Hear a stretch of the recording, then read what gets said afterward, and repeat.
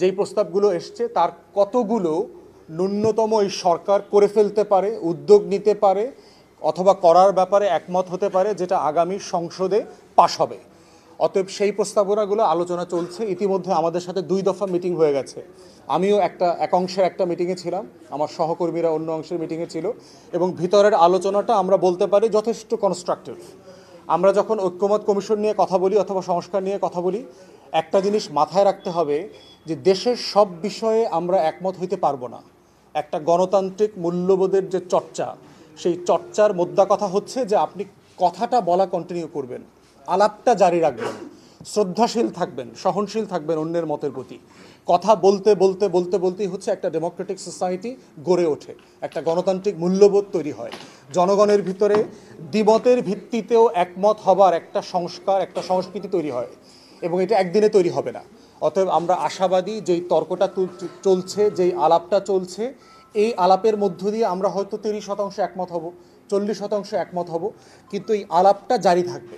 আমরা দেখবেন 90 থেকে কিন্তু এই আলাপটা অনেক বেশি এগিয়েছে, 2007-08-এর পরে কিন্তু এই আলাপটা আরও বেশি এগিয়েছে। আমাদের মধ্যে সহনশীলতা এভাবেই বাড়বে, এটাই হচ্ছে আমাদের যে কালচার, এই কালচার ডেভেলপ করবার একমাত্র উপায়।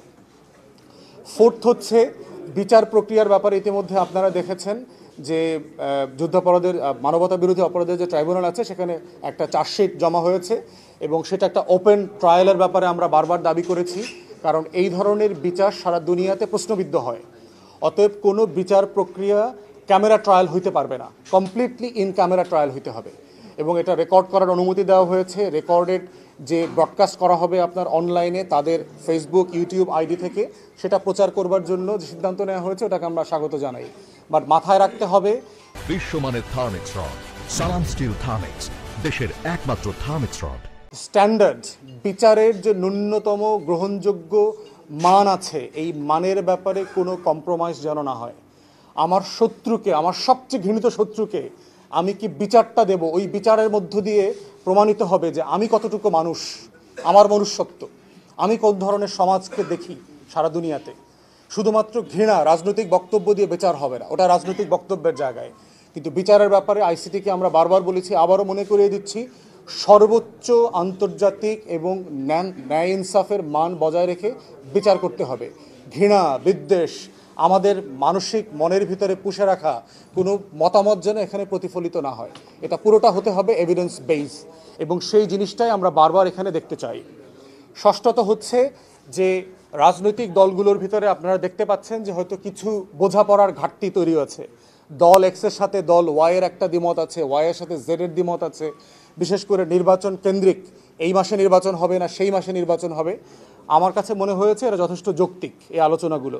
কোনো সরকার, কোনো দল সবার সাথে সব বিষয়ে একমত হবেন এমনটা আশা করাটা অযৌক্তিক, বরং গণতান্ত্রিক মূল্যবোধ হচ্ছে ফ্যাসিবাদ বিরোধী আন্দোলনে আমরা যারা ছিলাম সবাই যার যার জায়গা থেকে লড়াই করেছি, এই লড়াইয়ের মধ্য থেকে আমরা একটা শত্রু সাপেক্ষে সম্পর্ক তৈরি হয়েছে, কিন্তু আমাদের নিজেদের ভিতরকার সম্পর্কটার বোঝাপড়াটা কিন্তু তখন হয় নাই।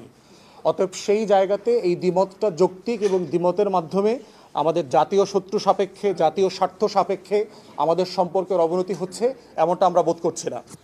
সর্বশেষ হচ্ছে আপনাদেরকে, আপনারা যারা মানে গুরুত্বপূর্ণ সাংবাদিক ভাই বোনরা আগের মিটিংগুলোতে উপস্থিত ছিলেন, আপনারা মে মাসে, এপ্রিল মাসে আমাকে বলেছিলেন বরিশালের যে সমস্যাগুলোর কথা, আমিও সেটা নিয়ে যথেষ্ট, আমার যে শ্যাডো টিম আছে বরিশালে, তারা রিসার্চ করে এই যে বিষয়গুলো দিয়েছে তার ভিত্তি করে আমি কিন্তু আপনার ঢাকাতে যথেষ্ট তদবির, লবি, উপদেষ্টাদের সাথে ঝগড়াঝাটি যা যা করার কিন্তু আমি করেছি, এবং করার প্রেক্ষিতে 11 দফা দাবি দেওয়া ছিল বরিশালের, সেই 2টা 1 এবং 2 কিন্তু ইতিমধ্যে একনেকে পাশ হয়ে গেছে।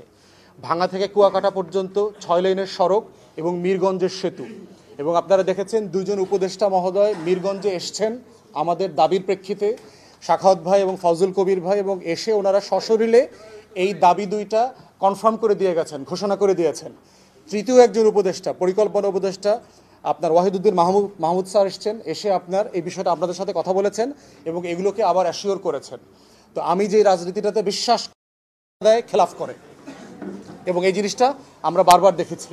তো সেই জায়গাতে আমি আপনাদের সাথে যেটা বারবার বলেছি যে আমি যেটা ওয়াদা দেই আমি এটা করে দেখানোর চেষ্টা করব, এবং ইতিমধ্যে বরিশাল বিভাগের যে 11 দফা ওয়াদা নিয়ে আমি কাজ করেছি, 2টা ওয়াদা ইতিমধ্যে সরকার বাস্তবায়নের আশ্বাস দিয়ে কাজ শুরু করে দিয়েছে। আমি গত 2 সপ্তাহ আগেও আপনার সাখাত ভাইয়ের সাথে দেখা করেছি, ওনারা বলেছেন যে প্রাইমারি টেন্ডার হয়ে গেছে, ইদার চাইনিজ কোম্পানির অধিগ্রহণের কাজ শুরু হয়ে গেছে, বাকি প্রকল্প এবং টেন্ডারের প্রস্তুতি ওনারা কাজ করে যাচ্ছেন। ঈদের পরে আমি সম্ভাব্য যারা ডিপার্টমেন্টগুলো আছে ওই ডিপার্টমেন্টগুলোতে আমি আবার যাব, কাজকে কিভাবে স্পিড আপ করা যায় এবং কতটা দৃশ্যমান করা যায় সেজন্য। এর বাইরে হচ্ছে আমি আরও 2-3 জন উপদেষ্টার সাথে রিসেন্টলি দেখা করেছি যে 6 লেনের রাস্তাকে ঘিরে এবং মিরগঞ্জ সেতুর 2 পাশে পর্যটন হাব করা যায় কিনা। ইতিমধ্যে হয়তো আপনারা দেখেছেন পর্যটন যে উপদেষ্টা আছেন বশির ভাইয়ের সাথে আমি দেখা করেছি এবং ওনাকে এই বিষয়টা বলার চেষ্টা করেছি যে 2 পাশে একটা সৌন্দর্য বর্ধনের জন্য কি করা যায় সেটা আপনারা ভাবেন, এবং প্রতি 5 কিলোমিটার 10 কিলোমিটার পরে যদি রিসোর্ট টাইপের কিছু করা যায়, যারা ঢাকা থেকে আসবেন একটু ঘুরবেন দেখবেন, এরকম একটা সিনিক বিউটি করা যায় কিনা।